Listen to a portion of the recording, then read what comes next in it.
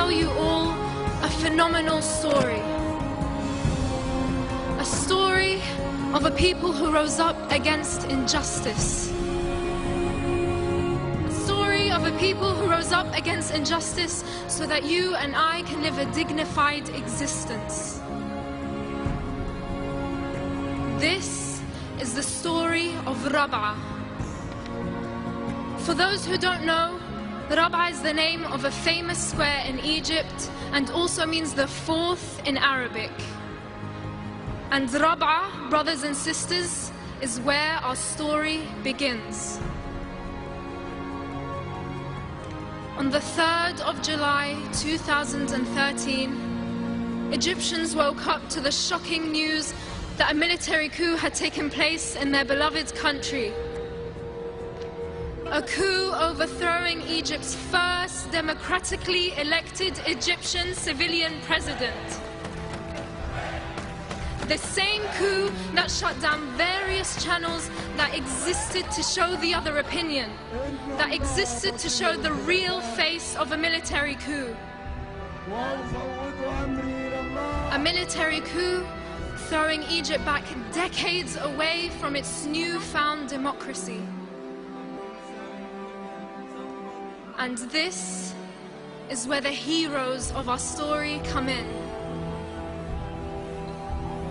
Egyptians from all walks of life risked their lives and decided that enough was enough.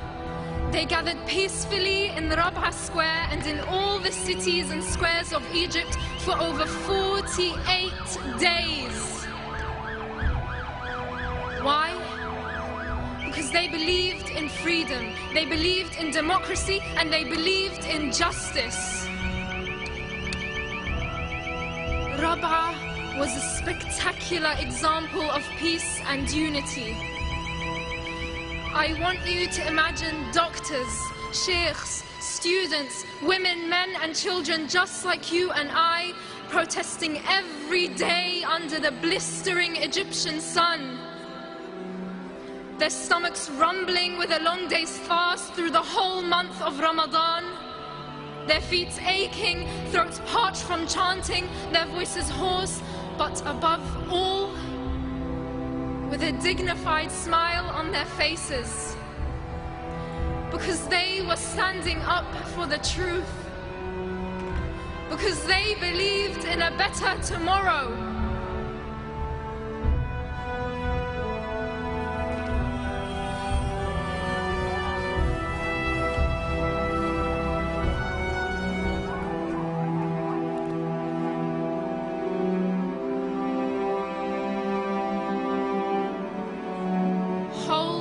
That thought into your mind. Remember the children's faces smiling as they're holding up placards saying, "Remember me." Remember the scenes of the protesters praying all night and chanting all morning. Keep that image of Rابعه in your minds as I move you on to another fateful date. The 14th of August 2013. Here, our story takes a sharp and distressing turn. That day, Egypt witnessed the worst state-led massacre in its history. We're talking about women, men and children being killed in cold blood.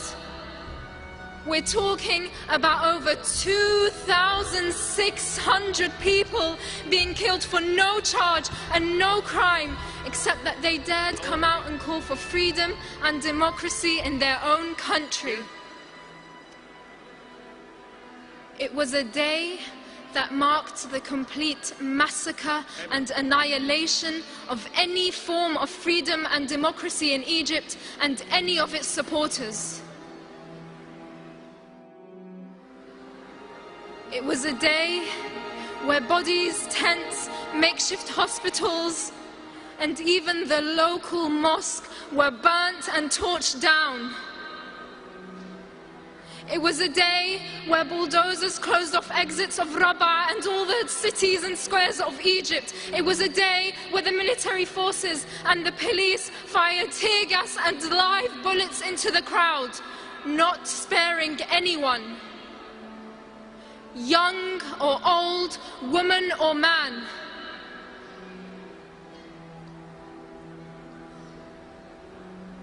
I want you to imagine a student who always came first in their class, who always kept Egypt's minds in their future, waking up for another day of protest, kissing their parents, brothers and sisters goodbye, not knowing it would be for the very last time. I want you to remember a man named Ahmed Asim, a man who came to convey and portray the truth through the lens of his camera. The camera that filmed his own death. I want you to feel the despair his family had felt, to replay and replay and replay his last video, wondering and asking why and what he'd done to be killed.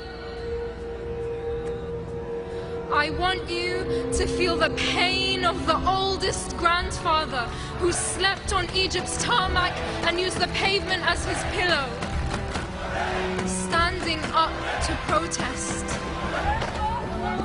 Why? Because he wouldn't let his children and grandchildren live through the 60 years of oppression, humiliation and injustice he had to live through. I want you to know of the mother who came to protest together with her 17-year-old daughter.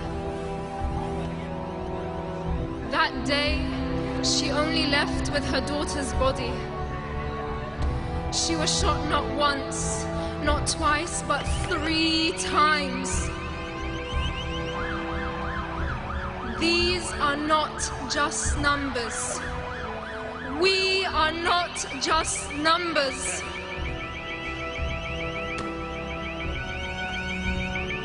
Our story does not end here. You can change that ending. Our heroes did not stop asking for their rights while the military continues to violate human rights daily. Our heroes did not stop protesting peacefully and will not stop protesting peacefully until democracy is restored and until the revolution that inspired the world is reclaimed. As fellow humans, we are duty-bound to uphold the basic values we all hold dear: freedom, dignity, and social justice.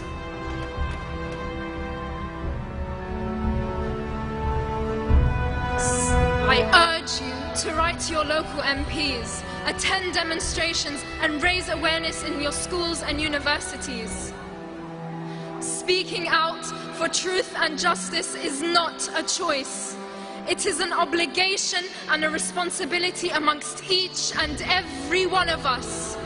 Because today here at GPU and the rest of the world, we are all Rابعه. Thank you.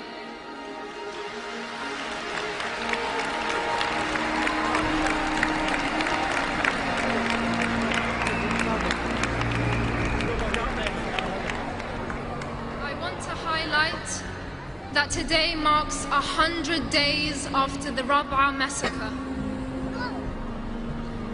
This symbol is the symbol of perseverance. It is the symbol of resistance. It is the symbol of hope. As GPU, can we all please raise our Rابعه signs for the cameras and for the world to know that we stand in solidarity with Egyptians. Thank you.